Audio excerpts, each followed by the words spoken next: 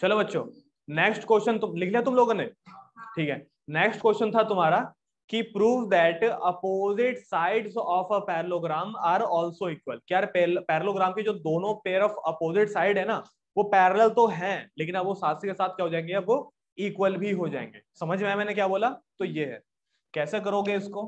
तो ये रहा कि पैरेललोग्राम के अपोजिट साइड इक्वल प्रूफ करने हैं। कैसे करोगे? बिल्कुल सेम तरीका है जैसे कि अभी हमने अपोजिट एंगल बराबर करा है। ऐसे करो बच्चों, ये रहा ए बी सी डी, सबको दिखाई दे रहा है? ठीक है, ए से लेकर के सी को जोड़ सकते हैं।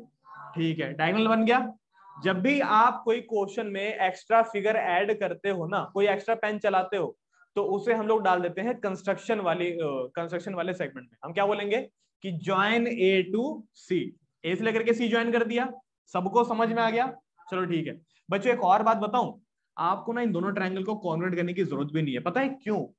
क्योंकि यार पैरेललोग्राम का ट्रायंगल ऑलरेडी कॉन्वर्ट होते हैं, ऑलरेडी उसको कॉन्वर्ट ट्रायंगल में ही बांटता है, तो आपको कॉन्वर्ट करने की जरूरत है नहीं। समझ में आया कि नहीं आया? तो यहां पर मैं तुम्हारे सामने एक शॉर्टकट तरीका कर रहा हूं, ये रहा, ये गिवन मैं तुम्हारे भरोसे छोड़ रहा हूं, इसको लिख लेना अपने आप। ये टू प्रूफ में यहाँ पे लिख देता हूँ। क्या करना है हमको? हमको असल में करना है ये कि इसकी अपोजिट साइड है बराबर करनी है। ए बी को किसके बराबर करना है? सी डी के। ए डी को किसके बराबर करना है? बी सी के। तो ए बी बराबर डी सी करना है और ए डी बराबर बी सी करने का। ठीक है, और मैंने कंस्ट्रक्शन भी करी है, तो कंस्ट्रक्शन भी लिख देता हूं। कंस्ट्रक्शन में क्या लिखूंगा? ज्वाइन ए टू सी, लिख दिया यहां तक का। अब ये रहा इसका प्रूफ। प्रूफ होगा ये कि diagonal of a parallelogram divides it into two congruent triangles. Diagonal of a parallelogram divides it into two congruent triangle. Parallelogram का जो डायगोनल होता है, पैरेललोग्राम को ऑलरेडी वो दो ट्रायंगल में डिवाइड कर ही देता है, और वो भी आपस में क्या होते हैं? कॉन्ग्रुएंट होते हैं। लेकिन यार यहाँ पर ना एक बच्चा पक्का कंफ्यूज होगा कि भैया चलो हम मान लेते हैं कि यार ये डिवाइड होता है, दो ट्रायंगल में बढ़ जाता है, लेकिन हम यार ऐसे कॉन्फ़िगरेशन कैसे लिखें कि मतलब ए बी, ए को हमने लिख दिया ए डी सी, ठीक है ना, ए को हमने क्या लिख दिया? A D C. यार भैया अगर हम आपने बताया था कि यार ए के बगल में वही वाला लेटर आना चाहिए, जो एंगल ए बी बनता है वही यहाँ पे आना चाहिए, ये हम लोग कैसे लिखें बताओ? तो देखो इसका बहुत आसान तरीका है, बहुत आसान तरीका है। इस ट्रायंगल पे ए पे बनने वाला जो एंगल है, उस ट्रायंगल के कौन सा एंगल के बराबर हो सकता है? सी के। तो ए वाला सी के बराबर, तो ए बराबर सी। समझ में आया? इस ट्रायंगल का कौन सा एंगल उस वाले एंगल के बराबर हो सकता है? सी वाला ए के बराबर हो सकता है? नहीं समझे? समझ गए ना? तो सी बराबर ए, तो सी बराबर ए। इस ट्रायंगल का पूरा नाम था ए डी सी, पूरा लिखा हुआ है। इस ट्रायंगल का पूरा नाम है ए बी सी। ए आ चुका है, सी आ चुका है, और कौन रह गया?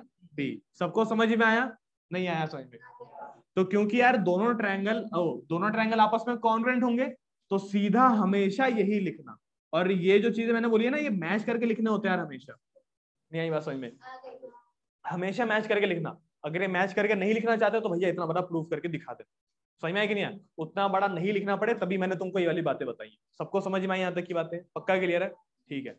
जैसे ही ये दोनों ट्रायंगल आपस में कॉन्ग्रुएंट हो जाएंगे, कौन कौन सी साइडें बराबर होंगी? भैया ए बी बराबर हो जाएगा डी सी के।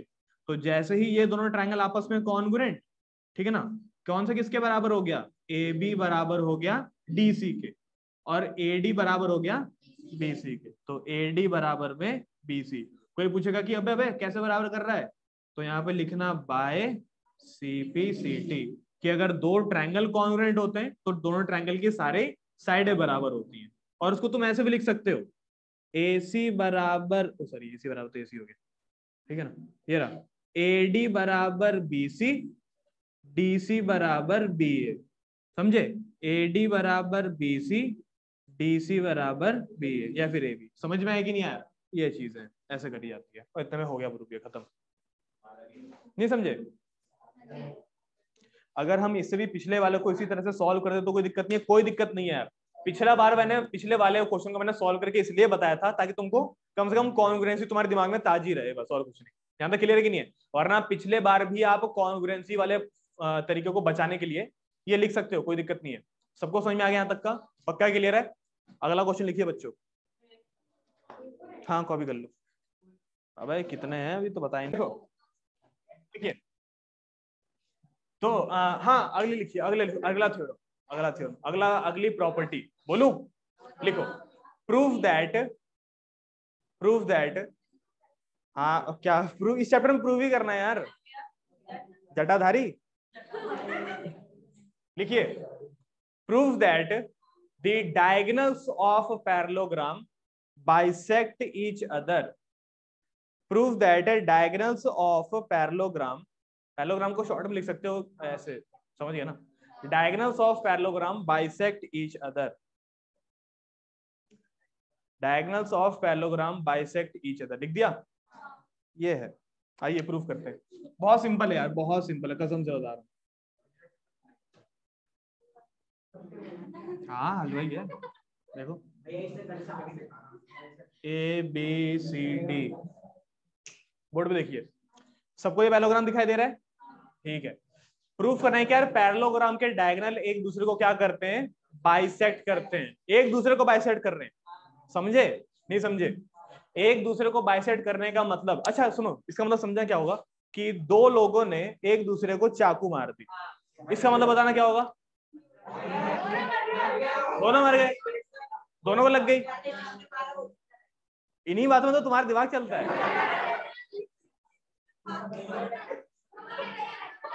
आए ठीक है ठीक है। इसको पैरेललोग्राम नहीं पता, इसको पता खंजर कैसे मारा जाता है। यार भैया ठीक से मारना ऐसे। अब सुनो सुनो सुनो, ए सुनो, ए हो गया सुन लो। तो मैंने बोला कि यार एक दूसरे को बाइसेक्ट करने का मतलब क्या हुआ? एक दूसरे को,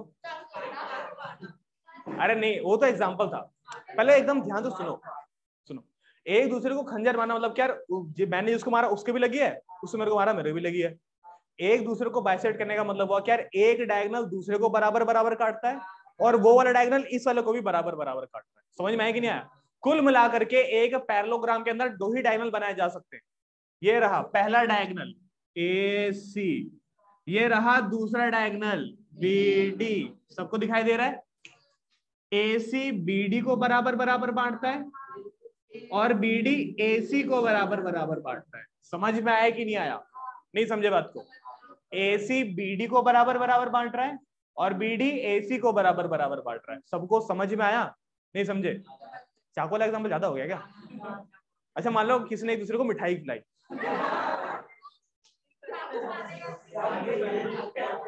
अरे इससे होगा क्या,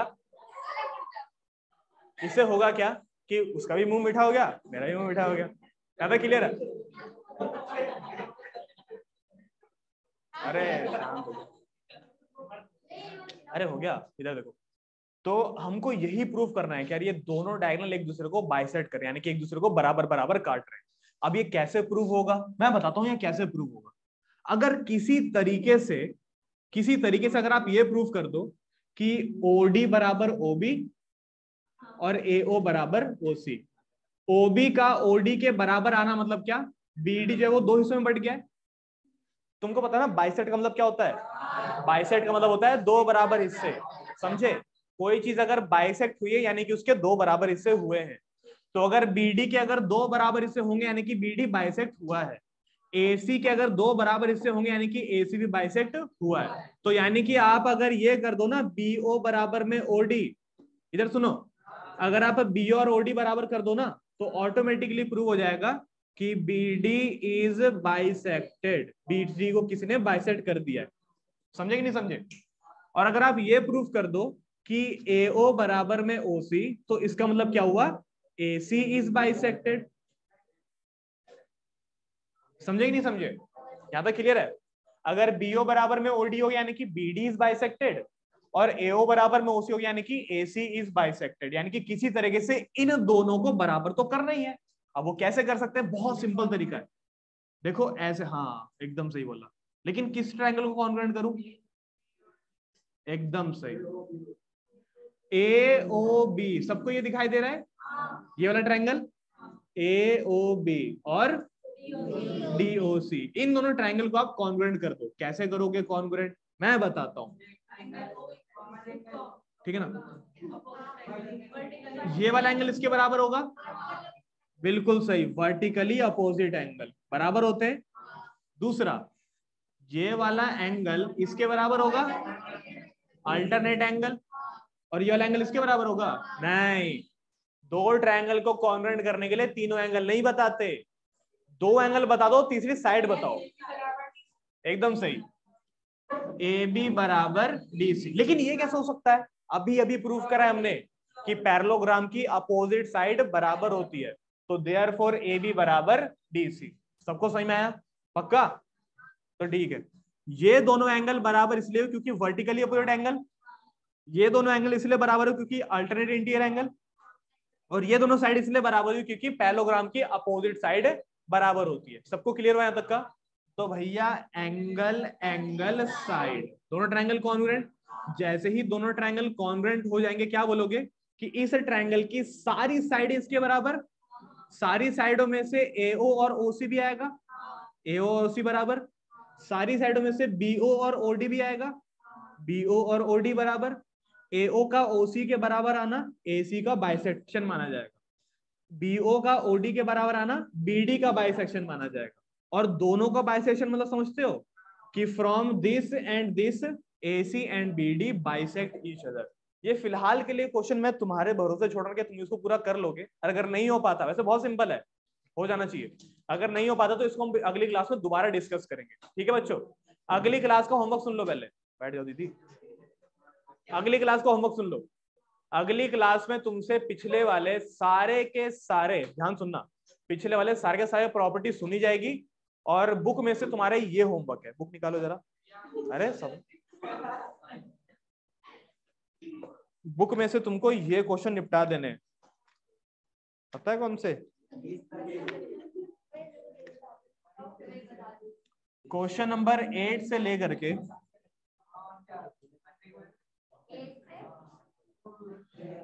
16 तक। क्वेश्चन नंबर 8, अरे हाँ 7 भी है,